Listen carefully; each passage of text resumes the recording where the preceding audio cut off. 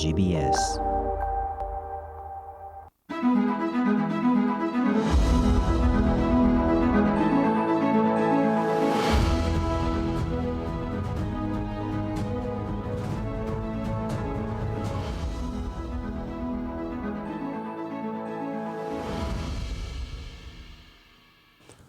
Good evening from the broadcasting studio headquarters here in Nairobi. Welcome to our political show where we take a closer look at the issues that shape our country's future.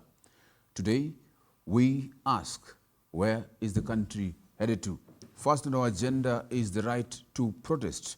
We delve into the main issues being raised by the Azimio One Kenya coalition and explore the limits of exercising the right to protest. We also examine the impact of maandamanos on the economy and politics, including the evasion of former President Uhuru Kenyatta's property and former Prime Minister Odinga's Spectra International. We discuss the role of key stakeholders in Kenya's democracy, including politicians, the media, the police, citizens, and foreign countries. We also explore the impact of the recent 500 million deal signed with Moderna for Africa's first vaccine facility in Kenya and the tax exemption for the startups on employee benefit tax.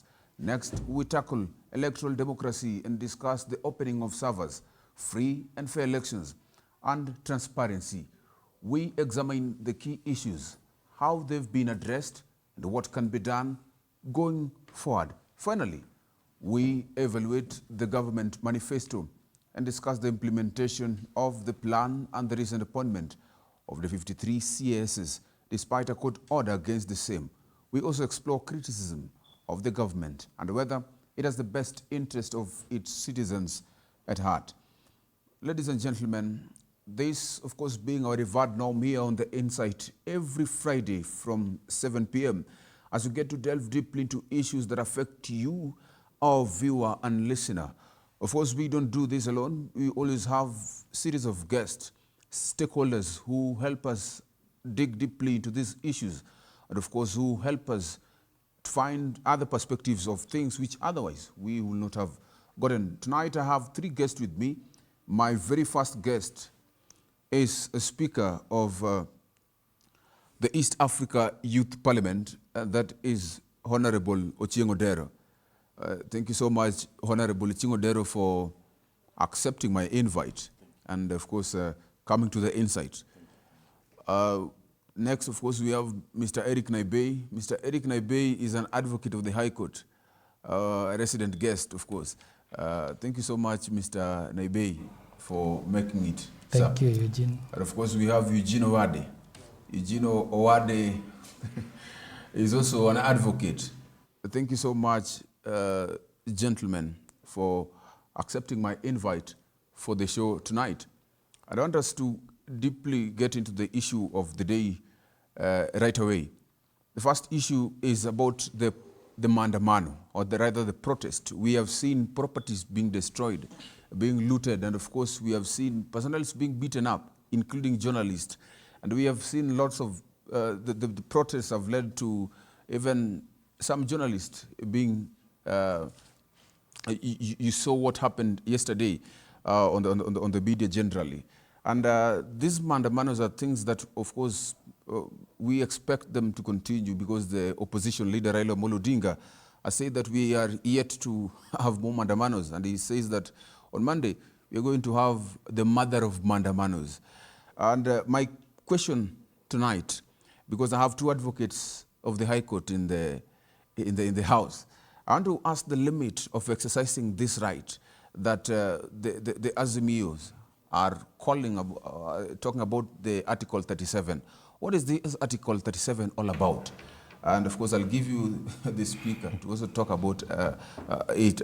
Maybe you can tell us, because you also come from a background where you make laws, even as we get to them, the advocates. Thank you, Honorable Eugene. First of all,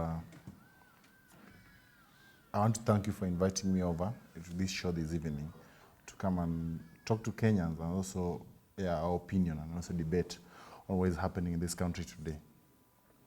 And based on your first question on Mandamano and demonstration, I would also wish to condemn with the strongest term possible destruction of properties that we began seeing first of all on Monday, beginning with Northlands, invasion of the land, Spectra company, and also individual Kenyans whose properties were destroyed. But in Jean, at this point, we ask ourselves very many questions.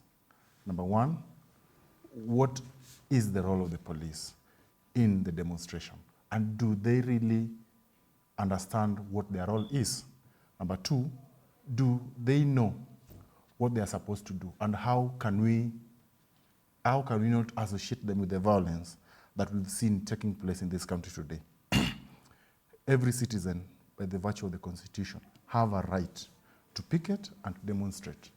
And what the police have been telling us in the last few days is that they need to approve for anybody to demonstrate or mandamano, as you call it. But I hope we even have our legal experts here. They will tell you that they are supposed to be notified. Mm-hmm. They don't need to approve. And after that, they provide security. Mm-hmm. But what we've seen yesterday is that police tear gas the opposition leader and the former prime minister, but at the point of destruction of property, then they take Loki. Let me go to you, Mr. Owadi. Are there any limits in exercising this right, the right to protest, mandamano? Thank you so much. One, for the opportunity to be here. Secondly, I would really like to begin from this position. One, by clarifying, given that I have my senior on the same panel, I'm a lawyer and a legal researcher. My senior is an advocate of the High Court. Then proceeding from that, first, Article 1 gives us the basis for exercising Article 37 rights, or rather the right to protest. We have the sovereign power, we can exercise it directly, we can also exercise it indirectly through our MPs, our senators, and women representatives. Article 37, the limitation is there under the same constitution. If we read Article 24, it tells us that you can only limit where there is a justification for that limitation. Any limitation should be reasonable, and it should be proportional to what you want to limit. Let's say you have violent protesters throwing stones at you. What do you do as a police officer? Whatever force you use should be reasonable, and it should be proportional to addressing that riot. That is my understanding. So we have the mechanisms within the Constitution. Two, let us look at the mandamano this way. One, what are these people protesting about? Two, who are the key actors and what's their role? I will really emphasize on the role of the Inspector General of Police, even as I believe my senior will look at the other actors. Now, the IG under the previous constitution, before the Constitution 2010, had excessive control, and the IG was a puppet of the executive. That is why they were given both financial and decision independence. It was separated from the executive, so that we don't have an IG who is controlled by the presidency. The effects of that were so clear. People were being detained under the Nyayo regime, even without any grounds, legal grounds, right? There was no justification for that. So we had to have an independent IG. That IG under the 2010 Constitution should not be directed by anybody. That IG is responsible to the Constitution, not to the executive. So based on what we've seen over the past 2 weeks, we have seen a situation whereby we have irresponsible actors, no offense, people who are not basing their decisions on the law. The IG has no role under Article 37 to ban any demonstrations unless we go to court or unless there's a clear provision of the law. And as we usually say, if the constitutional drafters wanted to limit that role, there would have been, nothing would be so hard as giving us that limitation under the same constitutional provision. If I may proceed, the maandamano are actually positive in a constitutional democracy. You know, if we had no opposition, then all of us would really go back to maandamano as the default position for citizens, basically agitating for their rights. But we have to do this within a constitutional architecture, right? The protesters should be guided by the law. Similarly, just as the actors, like the Inspector General of Police and the National Police Service, should also act and respond within the law. Okay. Yes, thank you. Thank you so much. Mr. Eric Naibei, Owade speaks about, he pokes some holes in actually what is happening currently on the Mandamanos and says that the IG and of course some officials have banned or tried to ban Mandamanos. What does the Constitution stipulate about this, bearing in mind that we also have the same police who are to protect property and also they are to maintain law, they are law enforcers. So which is which? Yeah, thank you very much, Eugene, for having me here. I largely agree and concur with both my friends about the question of Maandamano. But I think what needs to come out clear is that even Article 37 that gives the right to demonstrate and to picket has a very clear provision that says you have a right to present a petition to a public office. So the manner in which you demonstrate is actually guided by the Constitution.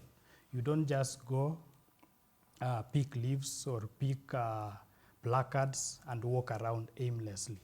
The demonstration has to end with you taking your petition to a public office to present an issue. So that if you have done it in the legal way, by legal way I mean notify the OCS at least 3 days in advance, because that is also in law. Apart from Article 37, we have the Public Order Act, which actually is supposed to implement this provision of the Constitution.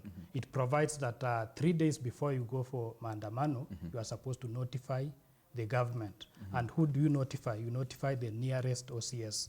If the current demonstrations are supposed to happen countrywide, it means in every town, in every county where they are supposed to be done, they have to notify the nearest OCS 3 days in advance.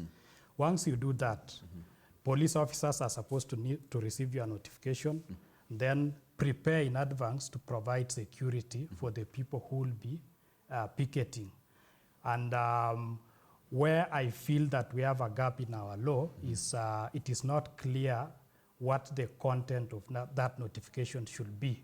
And I think that is why Professor Kindiki is proposing new guidelines to actually assist in ensuring that demonstrations are done in an orderly way. So that if you are to demonstrate, give a notice, and in the notice indicate the routes you are intending to use, indicate the office you are intending to present your petition to, indicate the timeline, for instance, between 8 to 12 noon. I think there is a limit in the Public Order Act. You are not supposed to demonstrate beyond 6 p.m. So, so that if it is clear that we have some guidelines, police officers can be able to provide security. What we have at the moment is a situation where even if the person intending to riot presents a notice, first of all, the notice is, from what we've seen in practice, they normally write a letter. It is sometimes received by OCSs. The OCS might even tear it or even throw it away, then later on turn and say they were not notified. So I think we really need these guidelines to provide a clearer way of doing it. For instance, if you say again you have to present a notice 3 days before the demonstrations, suppose members of the public want to riot about an issue that just happened, like an accident has happened. You have a right under Article 37 to picket and to demonstrate about whatever has happened regarding that accident. will you have sufficient time to notify the authorities 3 days in advance? No. So I think we need to relook this law.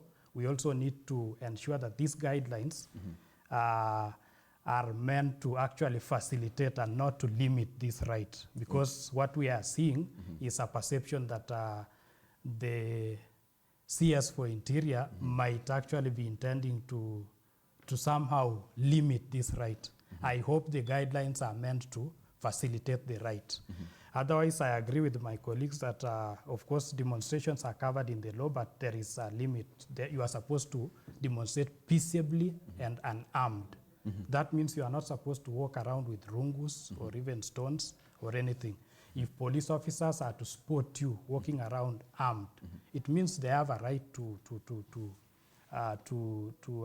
lobby tear gas and to scatter you and to even stop the entire procession. I get your point. Yes. Let me come to you, Honorable Ochieng. And the last time I checked, you was in the government side. I believe that is still your stance, right?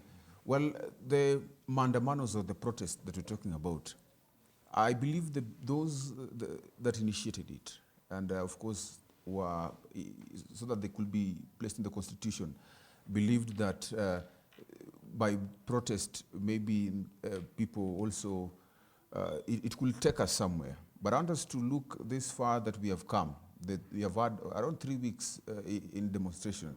You look at Kenya economically, politically, socially. Are we growing with the mandamanos, the protest? Where are we headed to, generally? Because I believe that we have experienced mayhem, and even the protesters, they have gone to the extent of even mugging other people who are not even in the protest. What do you think about this? Eugene, you know, the point of demonstration, as a young person, we have to really embrace it and allow anybody, because today it might be the youth in the Azimio, but tomorrow we may also wish, or we may also join. So if today we hit them very hard, then tomorrow is likely to come back to us. As young people, we have to have a different perception of looking to this thing. I begin this conversation by telling you I strongly condemn the attack by police on the civilians and even on media personality. Yesterday we had series of media personalities who were attacked, especially around Quarry and Pipeline area, where even after journalists raising their hands and saying, as we are journalists, then they still would be tear gassed. So that one, we have to say no. But the impact of the demonstration is highly affecting our economy. I was just telling my colleague panelist here that, do you know that there was a ship that was diverted to Tanzania and was coming to Kenya with the tourists? So then that would mean that we've lost a lot of revenue that was going to come in. So it is unfortunate moment. It is a difficult moment for our country, but I would really wish that we sort out the problem we have as fast as possible so that we are able to continue growing economically. Remember, if Kenya or if Nairobi goes down, the entire East Africa seemingly is going down. Okay. My director tells me that we have to go for we have to take a very quick short break and then come back with much more. Of course, you're watching GBS TV, The Insight. We're taking a short break, but we'll be right back.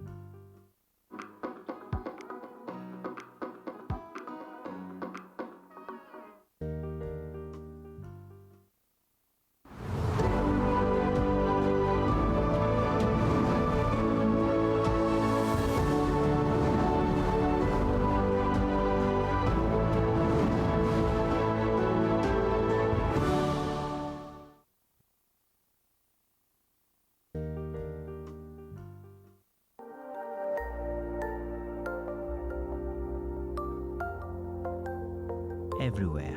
GBS.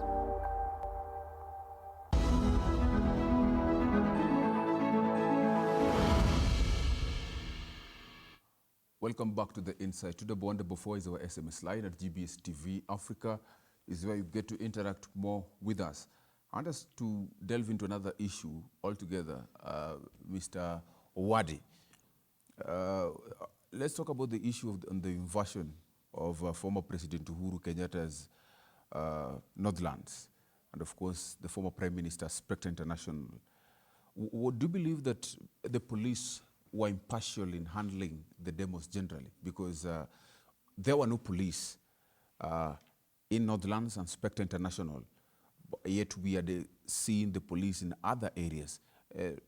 What do you make of this in the first place? Thank you so much for generally for the question. I think what we are looking at is, as an Irish poet once said, the center can no longer hold. If we view whatever has been happening over the past weeks, not only to the common mwananchi, but now to the person of the stature of a former president of this republic, I think we have a problem.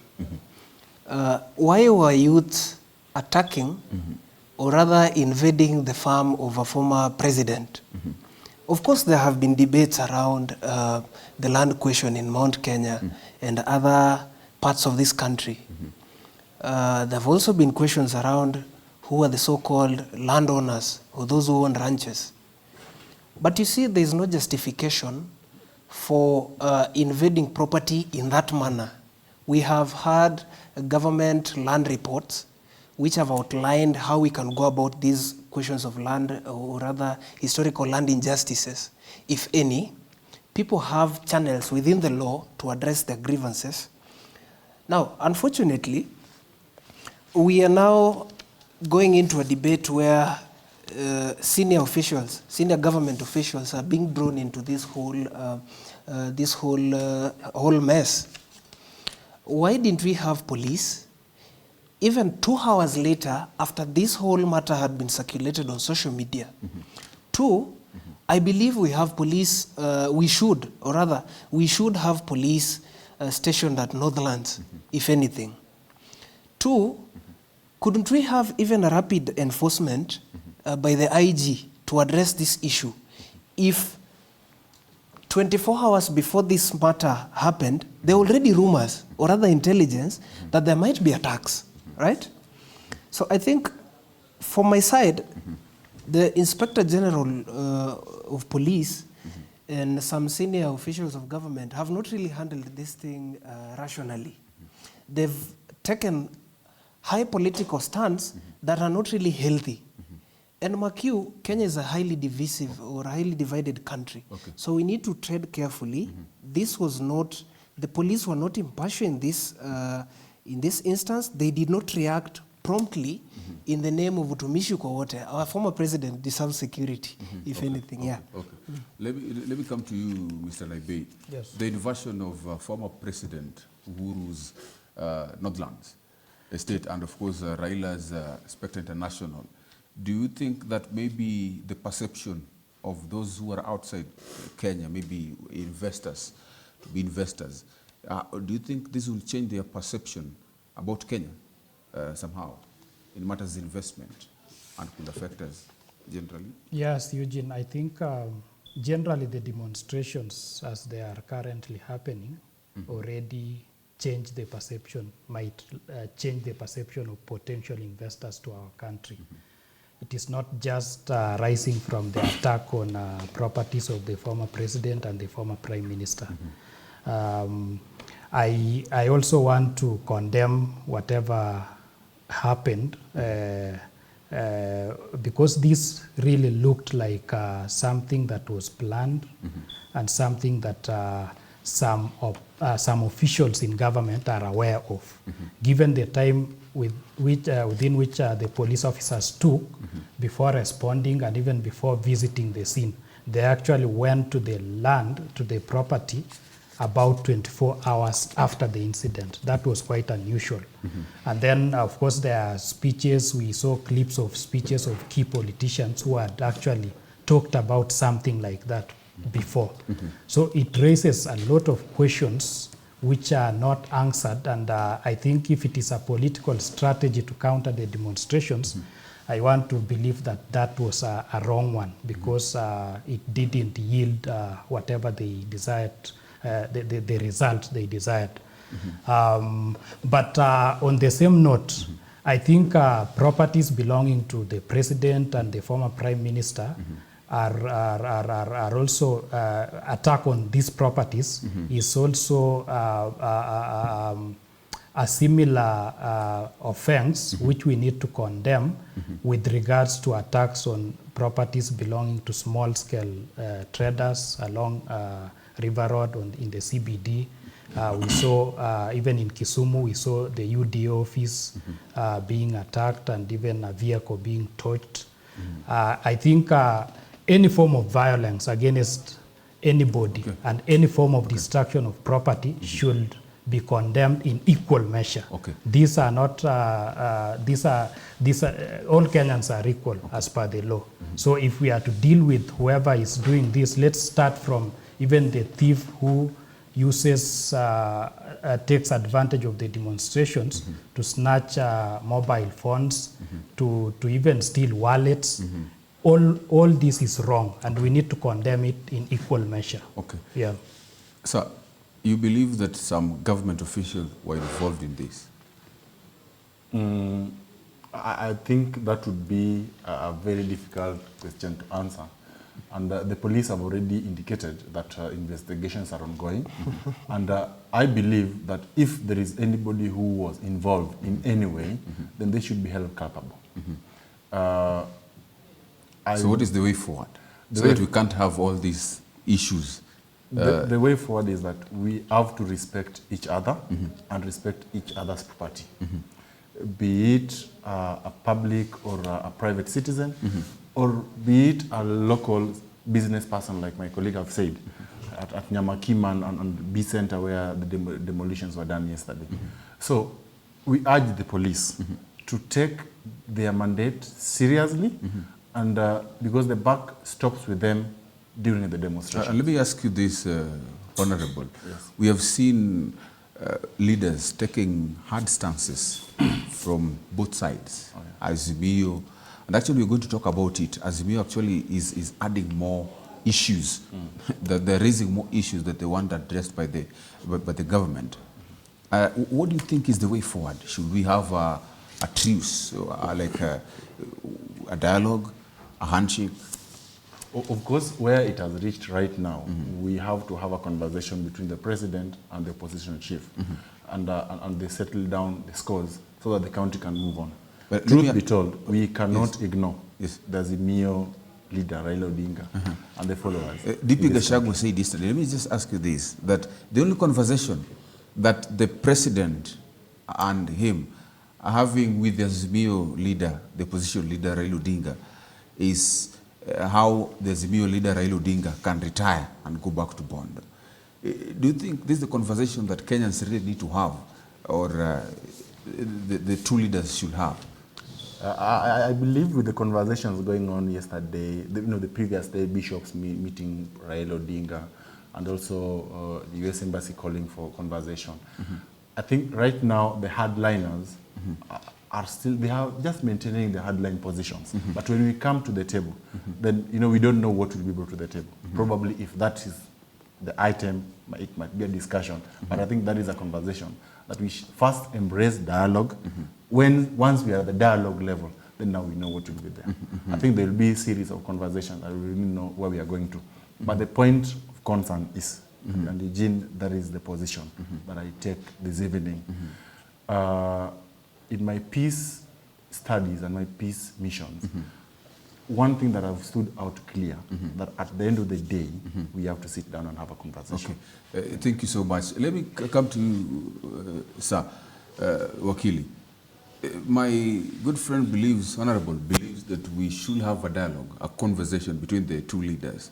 But again, the question is, we have always had this conversation for quite a long time. After every election, and of course it so happens that Raila Odinga has been in opposition for quite a long time, having conversation with Moi having conversations with Kibaki, a dialogue with Uhuru. When will this end? So that, because some people will question, what is there why would we even have election in the first place if we have to have a dialogue after every election? Is there need? And what's the way forward so that we have a clear winner and we don't resort to these mandamanos that will lead to dialogues every now after every election? I think Eugene, your question is really interesting, and I've been thinking about it. First, let us ask ourselves, what are the real issues? What are the real issues at play? I don't believe demonstrations at Mandamanos have been all about Raila Odinga.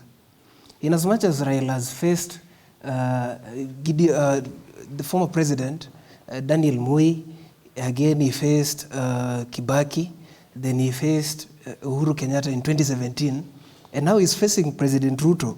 The issue has not been about Raila Amolo Odinga. We can take Raila Amolo Odinga out of the equation and we'll still remain with the real issues. So what are these real issues? You see, for me, the first real issue that has really been there since 1997 is the question of electoral justice.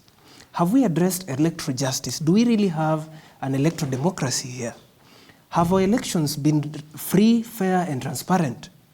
I don't think we've ever had a free, fair, transparent, and credible elections in Kenya, unless we talk about 2002. The rest of elections have been muddled with corruption.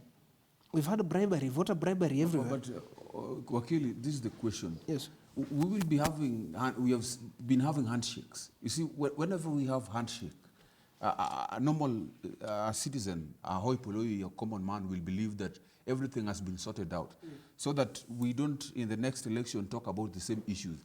There was a handshake between President Boy and the then opposition leader Raila Odinga when he joined KANU to form New KANU. There was a handshake, and people believe that now things will be well. Yes, there was electoral justice in 2002, but Kibaki again, there was the same. They had a conversation, they had a dialogue. In 2013 he cried, 2017 he cried, they had a conversation in 2018. And of course there was the handshake between Uhuru and Raila. But the question is, will they continue having these handshakes? Then what happens next? Does it mean that Raila is going for handshakes, as people have always said, and then he forgets what is very critical and pertinent, his cause?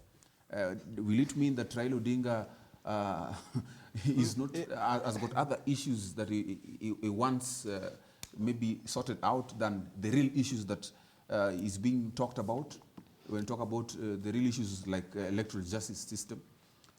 I think the truth of the matter is, right now as a normal or an average citizen, I'm not interested in the handshake. What I'm interested in is the implementation of key reforms. The reforms are there. They have been raised before. For instance, in 2017, the Supreme Court said, let the public access the servers. Did the public access the servers? No, they didn't. That is why NASA didn't go back to the second election in 2017. Again, we came to 2022. There were issues raised around the election. Some of them, we can bring them back from 2017. So let me ask you this question plainly. Yes. Why didn't President Uhuru open the servers when they had a handshake with Raila Odinga? Again, why didn't they sort this issue? I think the clear answer is we've always had reform proposals, and these reform proposals have been politicized. This is why we never implement them. You see, for instance, we have BBI. BBI was quite progressive, in as much as some Kenyans might disagree. But the truth of the matter is, some of those proposals were really progressive, but we politicized it that we could not pick the good from all the bad that we didn't want. So we threw that document to the bin. The TJRC report has never been implemented. It had really good reform proposals, but we threw it to the bin. The Ndungu Land Commission report was thrown to the bin. So I believe as Kenya, we have the reforms and what we need to do at hand. What we are going through is that we've never implemented at all. And the politicians have always taken high political stance. They really don't want to have a honest dialogue around these issues. What they want is to win cheap political scores and political gains. Because one, the moment you foster tribalism, that's when you can win elections in Kenya. I get you clearly, Wakili, Yes. but yet it will be still be difficult Yes. to convince maybe Mwananchi that the opposition leader Raila Odinga is fighting for a different cause than what Kenyans are getting. Maybe there are ulterior motives for the mandamanos, that the political class has always used the common Mwananchi. Maybe I'd love to get answers from that, because actually so many people are asking these questions and they're very pertinent, and it's important that we get answers to them. But again, Wakili Naibei, as you also maybe talk about that issue, Raila Odinga, when the mandamano, the protest had begun, talked about 3 major issues: opening of servers, reduction in the cost of living, and of course on the IBC. He wanted them to have a conversation on how maybe the IBC was going to be restructured. It was not just going to be Kenya Kwanza. Well, as of yesterday, when they had another mandamano, a protest, Raila Odinga talked of another issue, raised about the coming back of BBI. That is also another issue that he raised. He wants the government to have a conversation with them on these issues. What do you make of all these issues, even as they continue day in and day out? Eugene, to be honest, I believe that these demonstrations, as much as the issue of cost of living is being fronted, I think it is just what we can call a decoy. To the extent that Raila Odinga is calling for opening of servers and also calling for the halting of the process of recruitment of IBC commissioners and chairman, I believe that he is taking us back deliberately, and that to the extent that he's also calling for the resignation of the president, or rather the overthrow of government, I believe this is not right, because if it is about cost of living, that is perfect. 80% of the Kenyans will even join the demonstrations. But to the extent that we are going back to issues of 2022 elections, which were determined, we went to the Supreme Court. The Supreme Court heard, it gave a verdict. Then if we were to react to the verdict of the Supreme Court, the reaction should have come in October, November, or even latest December. Why wait until March 2023 to start raising issues about the integrity of an election that took place in August 2022? If it is about the whistleblower, where was this whistleblower from September, October, November to December? Where was he? And what is he saying? Is it something that can be presented back to the Supreme Court as a matter of judicial, as a matter of review? They can actually make an application for review of the court's judgment, and they can give a ground, because in law it is allowed for you to go back to court to review a judgment on the basis that you've discovered new evidence that was not in your possession at the time of the filing of the petition. Why not take it back to the Supreme Court? So I believe the 2022 elections were free and fair, as much as there were controversies, to the extent that we went to the Supreme Court and the Supreme Court gave it legitimate state. I believe that They were free and fair. they were free and fair. Why, So as new leader wants the servers open, why should we open servers? We did it. There was an application asking for the same, and the IBC presented all the documents, all Form 34As. There was a scrutiny that was allowed. Actually, the petitioner made an application for scrutiny. for peace sake, Yes, why can't the president and open servers? Those even for servers were opened. Why can't he open them again? Those servers were opened in the midst of the hearing of the Supreme Court It was petition. restricted. And even the restrictions that my brother wants to talk about, they were not, if you watch the proceedings, the servers were opened, And the report was presented to the Supreme Court, and even lawyers from both sides approved the report. So opening servers will not reveal anything new. And I think that is where I think Raila Odinga So what can we should spare do this going country. forward? What is the what can we do If we are to do a solve dialogue, this issue so that we can't have always dialogue? In Because fact, if people we- will ask, yes. why should we have elections in the first place? If the opposition will always find a way of getting into government after every election, there Yeah. is no need of then having Maybe we elections. should allow him to help. Yeah, no. I think the government should just take charge. To the extent that Raila Odinga is calling for the addressing of issues of cost of living, Yes. I think the government should act. But to the extent that he is taking us back to the 2022 election, that has been a trend. 2013, 2007, 202. 202 is seen to have been largely free and fair, and it was not contested because of the margin with which Mwai Kibaki won. But this thing has been there. Okay. I don't believe that we can have an honest dialogue between these two leaders if what Raila Odinga is demanding is that we go back to 2022 Wakili. elections Okay, Wakili. and even the new issue about BBI. Thank you so much, Wakili. I know, Wakili, you want to add something, and I know you also want to talk I wanted to help because you've asked a question to Ade. Okay. He have struggled to answer. Yes. And I think also Wakili here will struggle to answer. Yes. Let me tell you, Eugene, leadership today must be a negotiated leadership. That one I'm telling you for free. Look at even in America. For Biden to win, they had to bring Kamala Harris to bring in the black population. You know? And in this country, we keep on calling ourselves that this is tribe X, tribe Y. Tribalism is a political tool. And during 2022 election, you realize that President Ruto was bringing another tool called hustlers, and there was another called dynasty. So then it would mean that now we are going to have the haves and the have-nots politics. And that is why the Northland issue became a very big issue. So as we speak today, whether we like it or not, President Ruto and former Prime Minister Raila Odinga must have a dialogue. And if you think that it is a joke, then the question would be that can this country be governed minus Raila Odinga? That is a question that we ask. Can this question, can this country, and even if it was Kimani Ichung'wah says William that- Ruto, leave Kimani Ichung'wah. For Kimani Ichung'wah is very excited. But you're in government. I know I'm in government. But let me tell you this. You're government. No.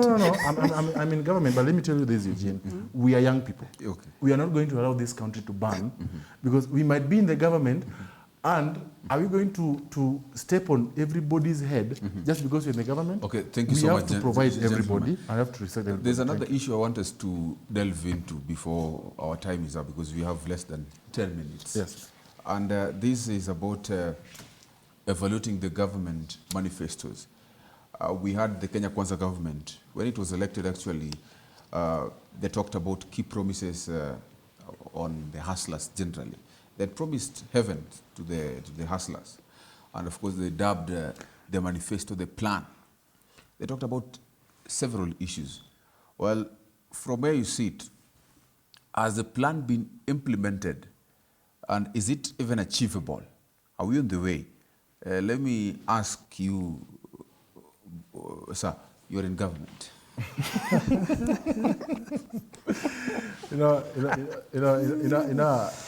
I come from the East Africa Youth Parliament. Yes. And we don't really need, really in the government as much as the government supports the ESA. But for me, I think government needs to be given time. This government is 6 months old. And already, right now, all the resources the government is having now is channeling in Mandamano, and is channeling and having conversation on how the security is going to be beefed up.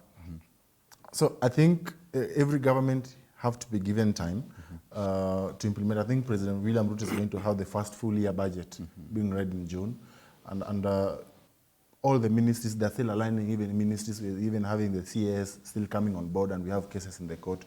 So I think the government really need to be given time to streamline themselves and implement and deliver to the people what they had promised to deliver to the people. Okay. Thank you.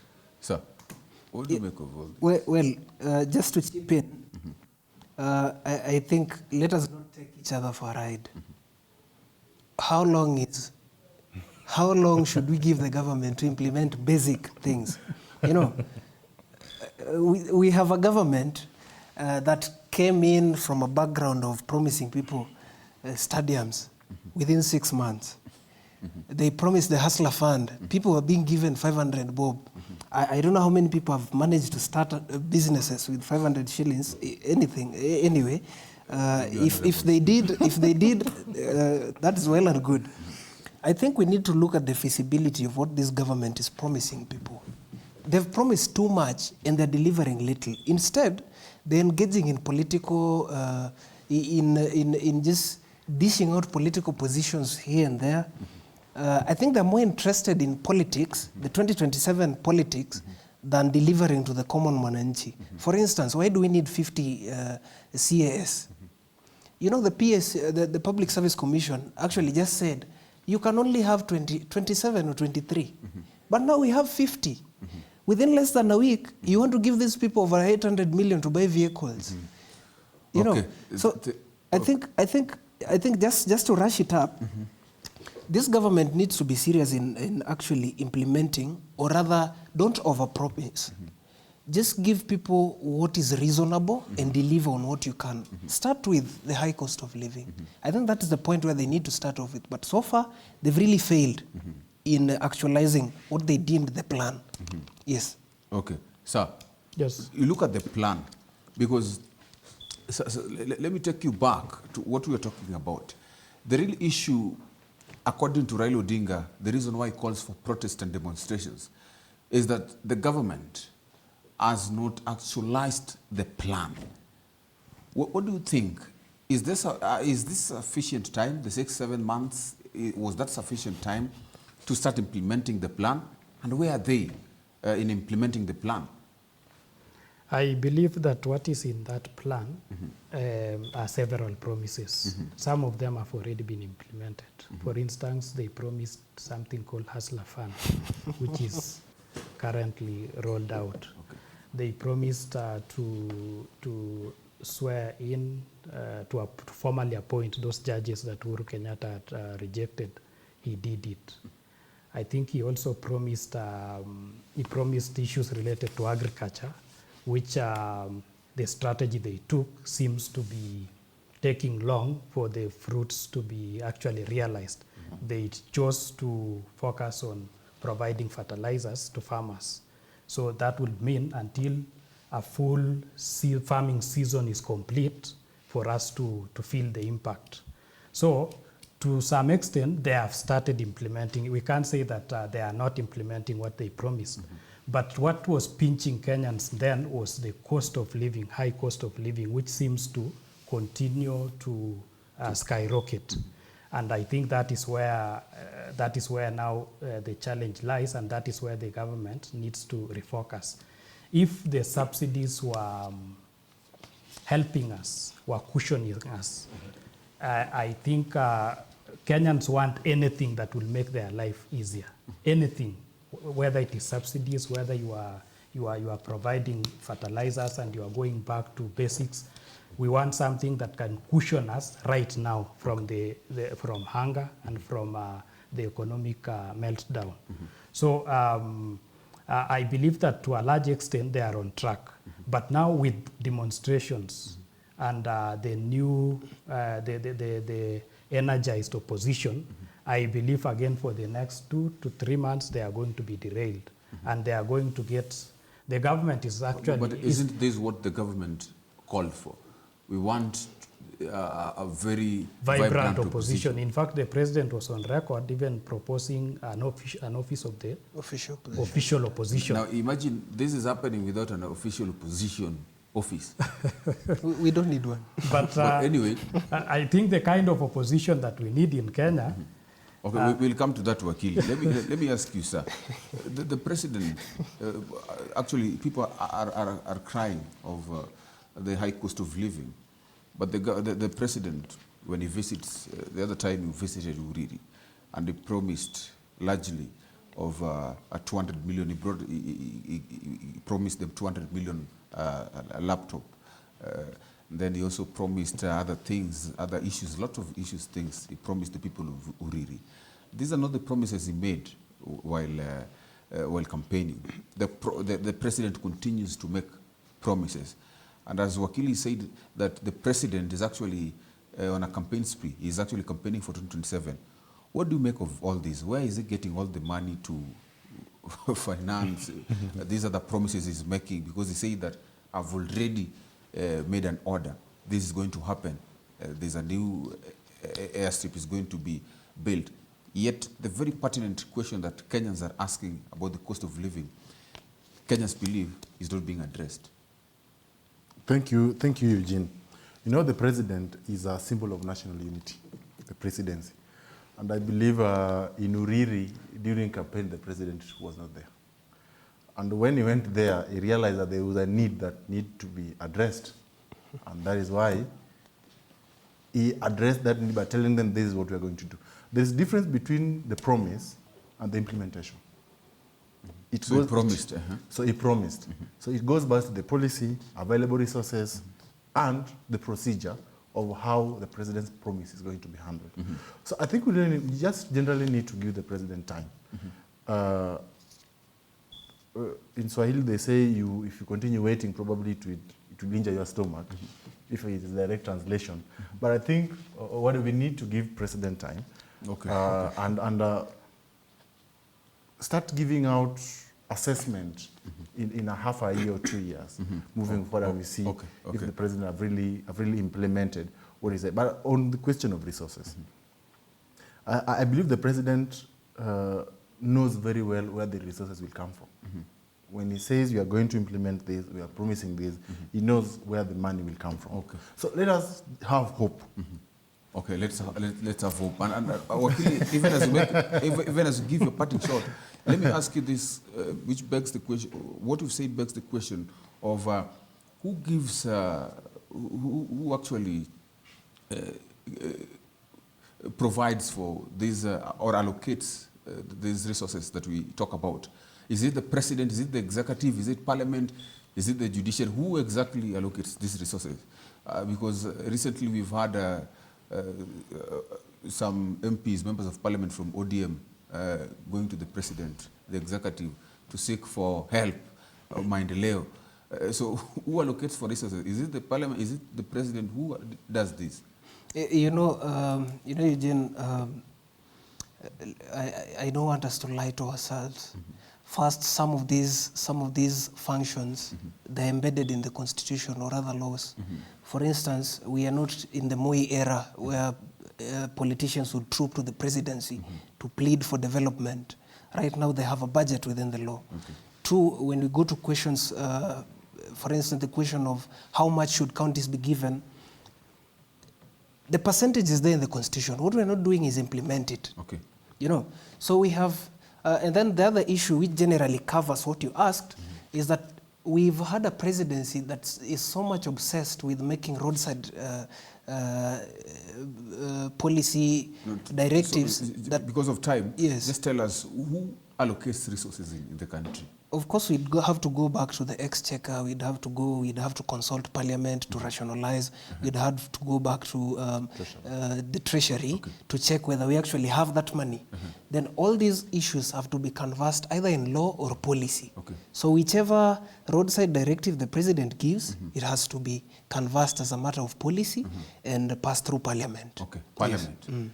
Yes. Ultimately, has the ultimate say. Well, yeah. So as my parting shot, let us be rational. Both citizens and politicians need to be rational in terms of how we communicate. Our leaders have not really been the best in communicating. They need to demonstrate that they are the symbols of national unity. As citizens, we need to restrain ourselves. Even as we demonstrate, let us respect the rights of others. I think I'll leave it at that. Eric, yes. The government, of course, continues to give a lot of promises. Is it costing it more? Because the cost of living has not even been tackled. Give your parting shot.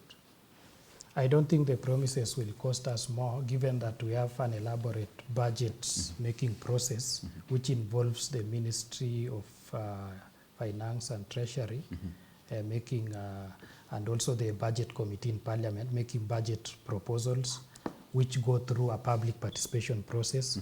And so if whatever the president is promising has to be anchored in the budget, then it has to go through that route that my colleague says. It has to go through parliamentary approval. So I'm not also impressed with the president giving more promises as opposed to implementing the promises he had already made. Okay. But there is no harm again in the president visiting a place, finding a problem, because whenever the president visits a region, regional leaders present so many issues and he has to respond. And some of the responses, some of the promises do not imply that they are going to be implemented immediately. He can promise a road, which could as well be constructed in 2026 or even 2027 during his second term. So I don't see any problem with him responding to questions. And yeah. Thank you so much. Thank you, Eugene. Your parting shot, yeah. For me, my parting shot is one. And I want to join Awad in saying, let us be rational in everything that you are doing. And goes back to the words of the former president of South Africa, who said that your enemies does not necessarily need to be my enemy if I'm your friend. So if a word is your enemy and I'm your friend, it doesn't mean that I need to hate a word. You see, this is coming at a time when we are having our MPs from other parties that if they join government, then they become enemies of the community just because they went to the State House or they did. Let us be rational. And despite the fact that within the party somebody is your enemy, doesn't mean that now we create enmity with the people in the community. Thank you. Thank you so much, gentlemen, for accepting my invite. Thank you so much, our viewers, for staying with us in this live broadcast on The Inside. Every Friday from 7 p.m. we bring you issues that, of course, affect you, and of course get to delve deeply into them to give you answers to issues that affect you. My name is Eugene Ochieng Kwach. Of course, this has been a conversation here on The Inside at GBS TV. On behalf of everyone who has made this a success, I wish you a very good night.